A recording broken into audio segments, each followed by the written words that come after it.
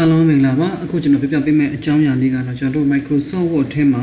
ဗမာစာရိုက်တဲ့အခါမှာတစ်ခါတလေဓာတ်တွေဓာတ်ဝတ်ချိုင်ရိုက်လို့မရတဲ့ပြဿနာလေးတွေကြုံရတတ်ပါတယ်ဒါဆိုလို့ရှိရင်အဲ့ဒီပြဿနာကိုကျွန်တော်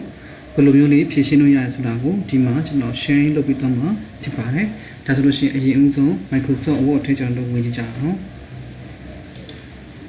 ဒီ Microsoft Word ထဲမှာဆိုလို့ရှိရင်အရင်ဦးဆုံးကျွန်တော်တို့က font လေးမြန်မာစလုံးလေးပြောင်းကြည့်မယ်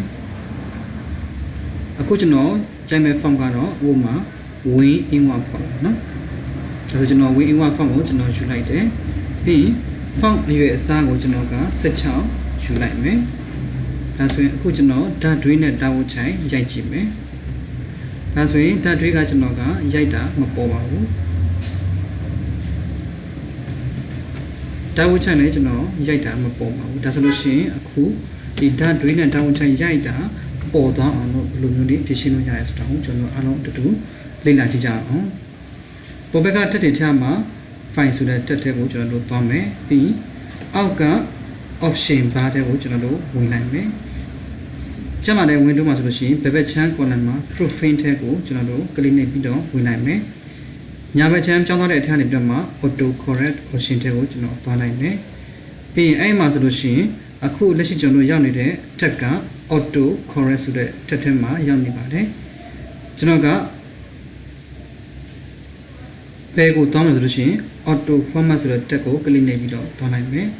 အဲ့ဒီထားနေပြီးတော့မှ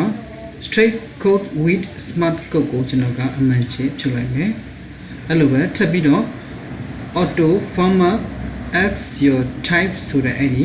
tab ထဲကိုကျွန်တော်ဝင်လိုက်မယ်ပြီး straight code with smart code ကိုအမှန်ရှိထပ်ပြီးတော့ဖြုတ်လိုက်မယ် okay နှာခေါင်းနှိပ်ပြီးတော့ထွက်မယ်အခုကျွန်တော်ဓာတ်တွေပြန်ပြီးတော့ရိုက်ချင်မယ်ဒါဆိုရင်ဓာတ်တွေရိုက်လို့ရပါပြီအဲ့လိုပဲကျွန်တော်ကဓာတ်ဝချိုင်ရိုက်ချင်မယ်အခုဓာတ်ဝချိုင်ရိုက်လို့ရပါပြီဒါဆိုမိတ်ဆွေတို့အားလုံးအဆင်ပြေမယ်လို့မျှော်လင့်ပါတယ်ကျွန်တော်ရဲ့ဗီဒီယိုလေးကိုကြားနေတဲ့ဆိုလို့ရှိရင် like and share လုပ်ပေးချင်ပြီးအားပေးကူညီလို့ရပါတယ်ကျေးဇူးအများကြီးတင်ပါတယ်